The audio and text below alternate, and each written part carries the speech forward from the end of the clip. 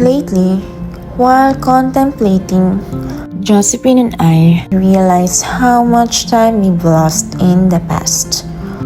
Jo and I, just like everyone else, stuck at home or in a bubble for work, thinking when will all of this end.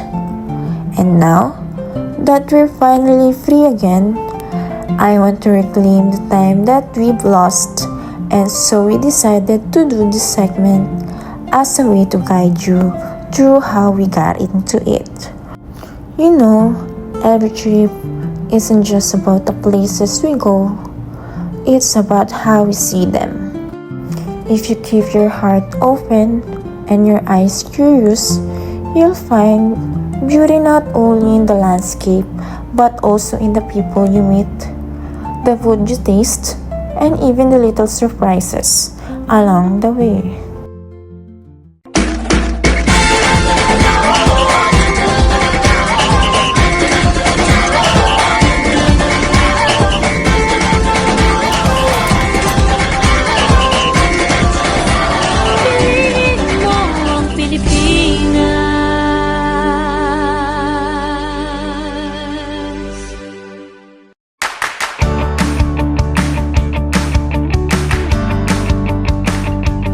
Welcome to Bohol. I am Josephine Lagindin. I'm Princess Mabel Magabagon. So, we are here to guide you and to tour you. Get ready for amazing stories, hidden gems, and tips you don't want to miss. So, ngayon, bakit na kami? This is how many steps? This is 220 steps for the final project.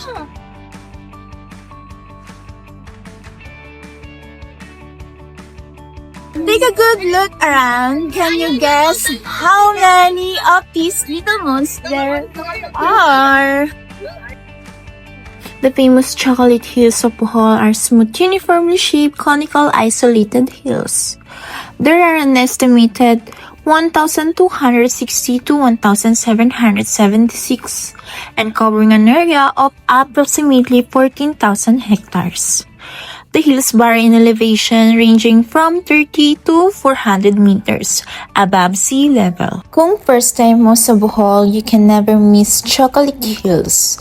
It's the most iconic landmark in Bohol and probably one of the most recognizable landmarks here in the Philippines.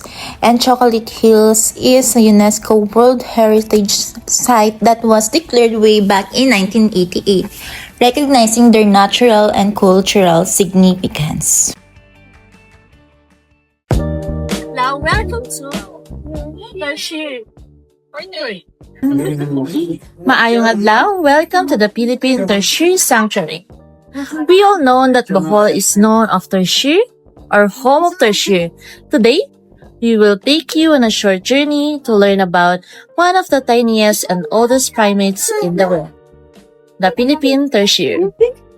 So, that's why the tertiary has been around for about 45 million years. But sadly, their numbers declined because of hunting and pet trade and the destruction of their forest habitat. To help protect them, the Philippine Tertiary Foundation established this sanctuary in the late 1990s.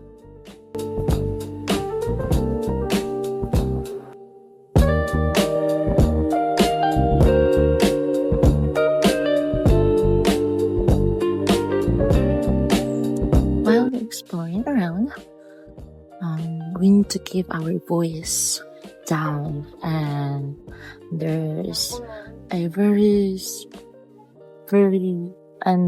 a restriction of selfies, like no flashes, but we are allowed, or anyone allowed, to take selfies and videos, but you have to shut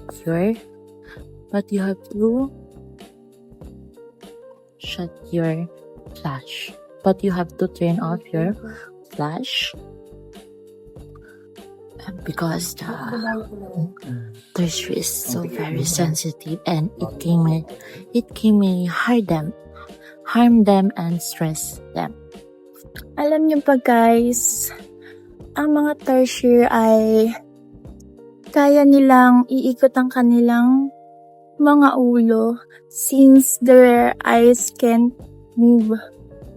And a little fun facts then the big eyes and tiny body of each tertiary is their eyes is bigger than its brain.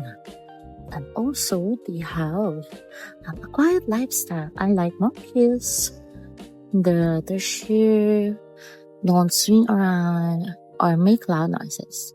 They are very shy and sensitive animals. And also, they are very territorial. They didn't leave their place. And they are so cute. And also, they're active in night. Naghahunt sila ng mga kanilang food. Like crickets, Yes. insects, and we're finished here in tertiary sanctuary. And the staff here said you can see 7 to 10 tertiary but Estimated. hindi, yun ang makikita. Pero yung estimated is Not sure. not sure kung ilan na lahat since they are very sensitive and they cannot Alive in morning sunlight. They're active lang sa night time. So, ayun. Today, here in tertiary sanctuary, 5 hectares pala sila. So, hindi talaga natin alam kung ano yung estimated na bilang ng mga tertiary. So, now, nandito kami sa mga sa market and souvenirs na tertiary sanctuary. Hello, Ang bulog pa rin ako. Ang dami! Parang feeling ko may tertiary pa rin dito sa ano nila, souvenir stores nila. Ang dami cute! Kakaingit. Guys, after namin sa tertiary sanctuary, may ice cream dito. So, Bibili kami na Pika Pika, which is we were gonna try this honey ice charcoal. cream. Ano kaya lasa na ito? Charcoal ba? Yes, meron! Yan. So, let's try it, guys. Kung anong lasa niya. Ayun na yung okay. So, guys, cheers! What's your flavor? Charcoal. Mine is honey caramel salted.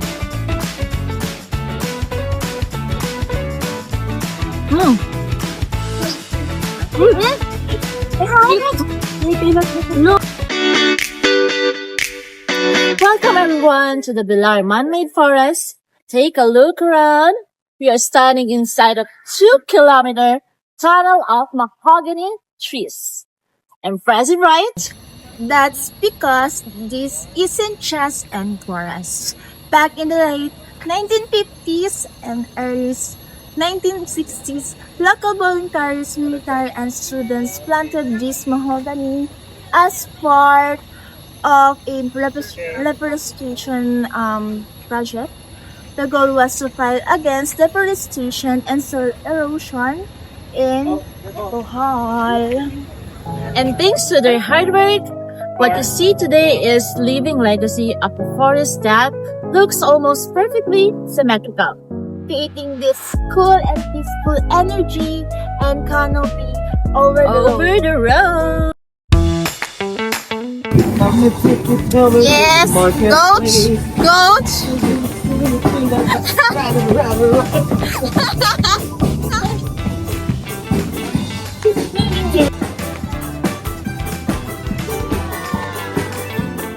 So today we're here at one of the most visited attractions in Bohol, the Lobok River Cruise.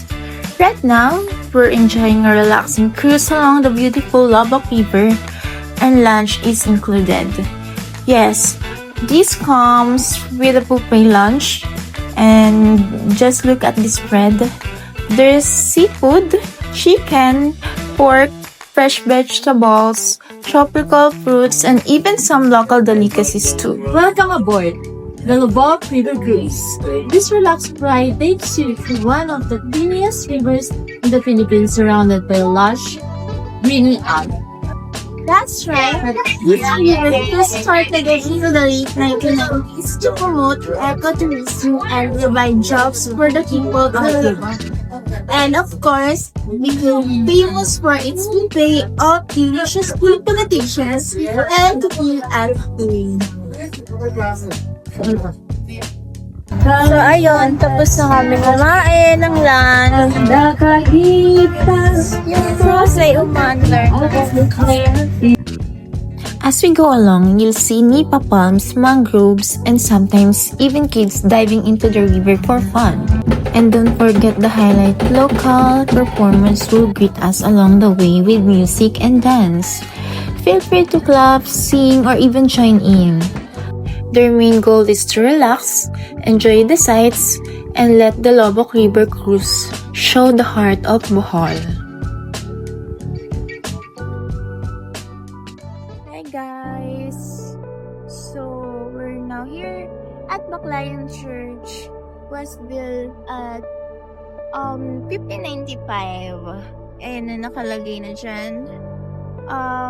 Also, what is surprisingly, they use egg white para magdikit-dikit yung rocks back then, but unfortunately an earthquake hit in 2013, so it destroyed this church, but it was built again in 2018. As you can see here, may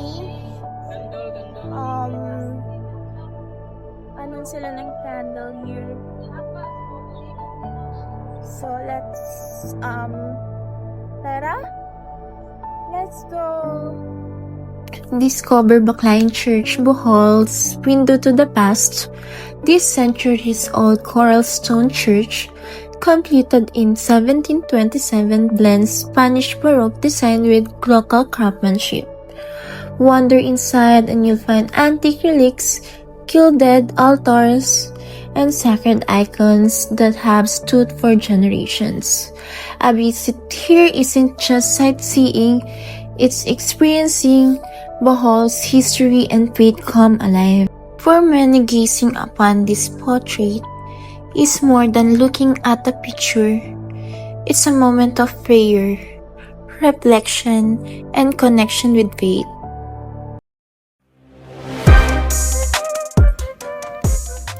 Welcome to the Blood Compact Shrine. This marks the first recorded treaty of friendship in the Philippines. In 1565, Spanish explorer Miguel Lopez de Legazpi and the Bohol's Dato Sikatuna sealed peace through a sandugo, or a ritual of drinking wine mixed with their own blood. Sandugo, it's like a sanduguan, so they drink their own blood. This bronze monument was made by national artist Napoleon Abueva, a proud Boholano. And every July, Bohol celebrates the Sandugo Festival to honor this historic moment of unity. So let's take a closer look at the monument and relive the historic of friendship.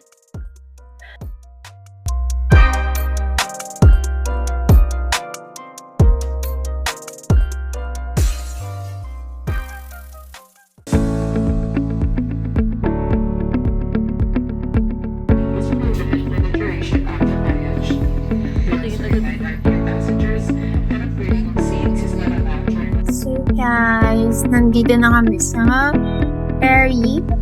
Yes, Ocean Jet Ferry. We're heading to Cebu. Today, we're in Cyril Flower Garden, also known as Cebu's Little Amsterdam. This colorful spot actually started as a flower farm. The owners used to plant celosia flowers and sell them for special events.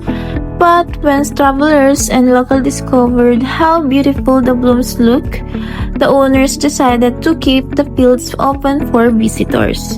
From a simple flower business, Surao has bloomed into one of Cebu's most Instagram-worthy destinations, and it's still evolving every year.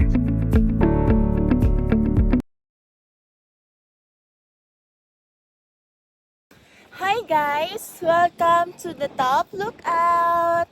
This iconic spot was built in 1980s by Governor Lito Osmeña. Notice the circular stone structure. I think it's there. Yeah. You see, it was designed to look like fortress on the mountain. And the view? Oh wow, the best in Cebu. From up here, you can see the entire city of Mactan Island and even watch the city lights sparkle at night. High on the hills of Cebu, a magnificent temple rises above the city, a grand structure not built for worship but for love. This is the Temple of Leia, often called the Taj Mahal of Cebu. Built in 2012 by Teodorico Soriano Adarna, it stands a grand tribute to his late wife, Leia Villa Albino Adarna, a monument of love meant to last forever. For 53 years, they shared their lives together, and when Leia was gone, Teodorico chose to immortalize his love with a temple that would stand the test of time. Inside the temple, a 9-foot bronze statue of Leia greets every visitor. Around her are 24 chambers filled with her favorite books, antiques, furniture, and treasured collections. Teodorico once said, "This is my way of showing my undying love for Leia, so that she will be remembered forever." So guys, share ko lang yung one of the bad facts about Temple of Leia is nabuo siya dahil sa love, sa totoong pagmamahalan ng couple, which is, kung kilala niyo si Ellen Adarna, grandchild siya ng temple na to. May-ari ng temple na to. Ganda to. Pag nandito kayo, parang goosebump yung pakaramdam. The Cebu Taoist Temple, built in 1972 by the city's Chinese community, is a colorful hilltop sanctuary with the panoramic views of Cebu City and the Mactan Island. Visitors climb 81 steps to reach dragon-adorned walls and a pagoda styles roof that celebrate Chinese artistry and Taoist culture, open to worshippers and tourists alike.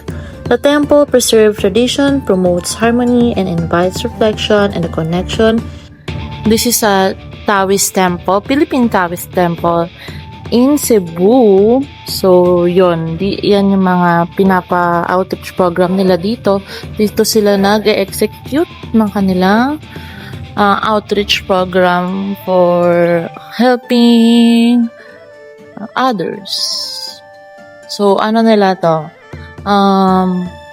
Tradisyon nila to kahit saang Taoist sa buong Pilipinas. Bonjour, mes amis! Today we're in the heart of Cebu City at one of the most charming French-inspired spots, La Parisienne. La Parisienne, formerly known as La Baie Parisienne, was established in 2014 by French entrepreneurs in Cebu City. In addition to its bakery offering, La Parisienne features a wine library with a selection of wines imported from France, providing a complete French dining experience. We are here at the oldest surviving house in Cebu, Yap San Diego Ancestral House. Can you believe this home has been standing since the 1600s?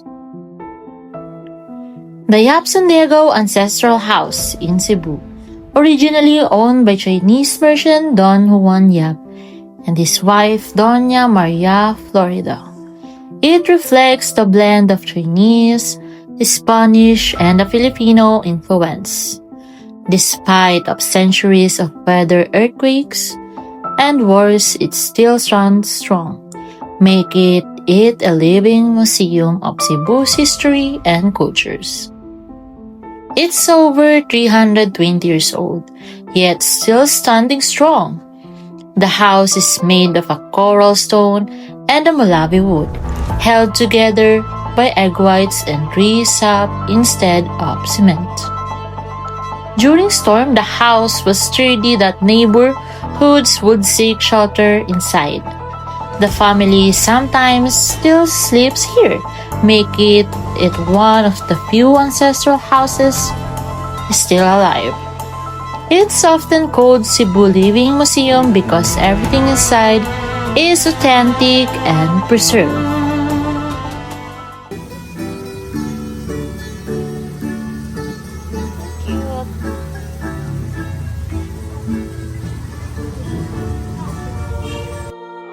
The Cebu's most iconic landmark, the Magellan's Cross. This wooden cross was planted by Ferdinand Magellan in 1521, marking the very beginning of Christianity in the Philippines. Legends say it could cure illness, grant wishes, basically Cebu's versions of a magic lamp. They said that people are chipping off a piece of the cross as a souvenir. People used to do that because they believe it had magical powers. But don't worry, the real cross is safely encased inside the wooden one. So what you're seeing is history wrapped in protection. Welcome to Simal Shrine, a castle straight out of a fairy tale, but here, instead of a royalty, you'll find prayer, devotion, and miracles. In 1998, the Virgin Mary was said to have shed tears here. Di umano, biglang lumuha ng dugo. Ang parang dugo sa mata ng Birhen umabot sa mismong kaarawan ni Mama Mary noong September 8. Unti-unti na lang daw itong nawala kinabukasan. Bakit tila naghihinagpis ang Birheng Maria? Isa nga ba itong himala? Sparking thousands of pilgrims to visit, pray, and give thanks. Walk around and you'll see letters, wheelchairs, and even graduation gowns, offerings from those whose prayers were answered, known as the Castle Church of Cebu. Its grand, ever-expanding architecture makes every visit a new discovery. Pilgrims from across the Philippines and beyond come here, especially during Marian Feast. Whether you're seeking faith, history, or stunning photos, Simala Shrine is an unforgettable experience and maybe even the perfect place to make a wish. Rising above the waters of Cebu, a modern marvel stretches nearly 9 kilometers, 8.9 to be exact, across the sea. This is the Cebu-Cordova Link Expressway, the longest bridge in the Philippines, opened in 2022. It links Cebu City to Cordova or connects mainland Cebu to Mactan Island, creating a gateway of progress, faith, and connection. Its towering crosses stands as a tribute to Cebu's heritage, while its sweeping lanes carrying thousands of journeys each day. Modern steels and concrete, this bridge is a symbol of innovation, of unity, and of the future built upon history. The CC Lex not just a bridge, but Cebu's crown of modern engineering. At night in Cordova, 10,000 Roses Cafe, bringing a touch of Korean-inspired, bloom with light, glowing like stars on earth. They turn the shoreline into a garden of magic and romance, where every step feels like walking through a dream.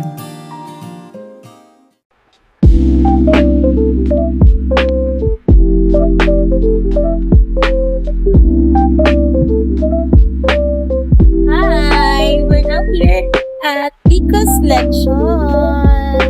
So, dito tayo mag-dinner. Of course, a trip to Cebu wouldn't be complete without trying the famous lechon, and we just had to stop by at Rico's Lechon. No wonder it's one of the most recommended spots here in Cebu. Visiting this place truly gave us taste of authentic Cebuano culture, and we can honestly say Rico's Lechon is a must try when you're here. The best good when it comes to lechon, whether it's for fiestas, family gatherings, or simply a craving for authentic Cebuano flavor.